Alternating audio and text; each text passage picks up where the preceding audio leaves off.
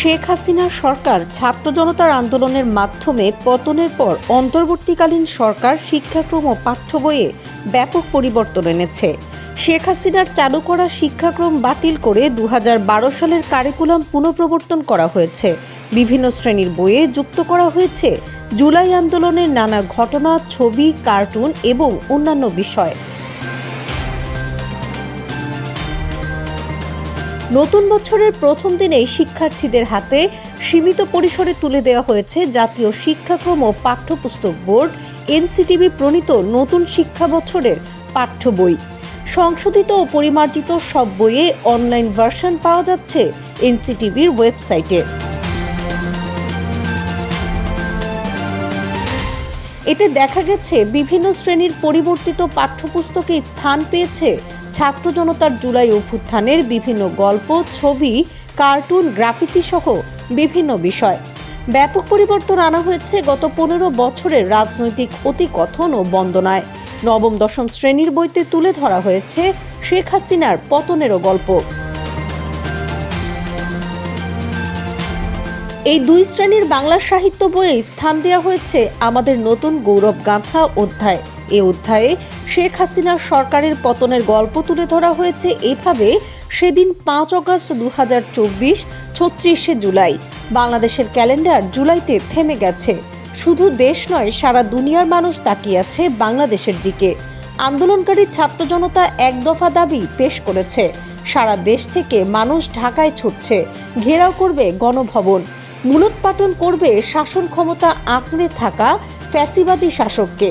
Curfew উপেক্ষা করে ঢাকার উত্তরার পথে মানুষের দেখা মিলল। যাত্রাবাড়ির দিকে মানুষ জড়ো হতে থাকলো, ধীরে ধীরে নামলো মানুষের ঢল। জনতা গণভবনে পৌঁছে যায় দুপুর নাগাদ। পতন অত্যাসন্ন টের পেয়ে স্বৈরাচার সরকার প্রধান পালিয়ে যান দেশ ছেড়ে।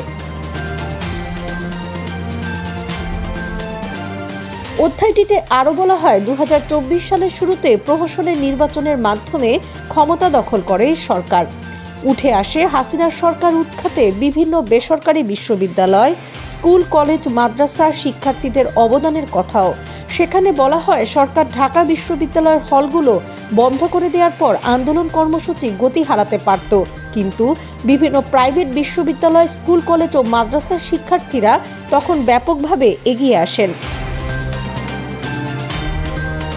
আমাদের নতুন গৌরব গাঁথা অধ্যায়টিতে উঠে এসেছে আওয়ামী লীগের আমলের দীর্ঘ দুঃশাসনের কথাও। সামান্য দাবির কারণে নির্বিচারের নির্যাতন আর গুম খুন করা হয়েছে বলে উল্লেখ করা হয়েছে। এতে যুক্ত করা হয়েছে বছরের পর বছর ব্যাংক সহ বিভিন্ন আর্থিক প্রতিষ্ঠান লুট হওয়ার কথাও। এতে আরও বলা হয়েছে, সাবেক সরকারের দানবীয় শাসন চালানোর জন্য প্রধান অবলম্বন ছিল মুক্তিযুদ্ধের গল্প, কিন্তু লোকে দেখল হাজার সার্টিফিকেটধারী মুক্তিযোদ্ধার জন্ম হয়েছে মুক্তিযুদ্ধের পরে। জাল সনদ সংগ্রহ করে চাকুরির সুবিধা নিয়েছে অনেকে। সরকার সব অনিয়ম, অবৈধতাকে ঢেকে দিতে চেয়েছে অবকাঠামোগত উন্নয়নের গল্প দিয়ে। নবম দশম শ্রেণীর বাংলা সাহিত্য ছাড়াও উল্লেখযোগ্য বহু পরিবর্তন এসেছে অন্যান্য শ্রেণীর বিভিন্ন পাঠ্য বইয়েও। এর মধ্যে বিশেষভাবে পাঠ্য বই থেকে বাদ দেওয়া হয়েছে অতিরিক্ত শেখ মুজিব বন্দনা। 4 নেতার বিবরণীতে স্থান পেয়েছেন শেরেবাংলা একে ফজলুল হক, মাওলানা আব্দুল হামিদ খান ভাসানী, হোসেন শহীদ সোহরাওয়ার্দী ও বঙ্গবন্ধু শেখ মুজিবুর রহমান। সেই সঙ্গে স্বাধীনতার ঘোষণায় স্থান পেয়েছেন মেজর জিয়াউর রহমান।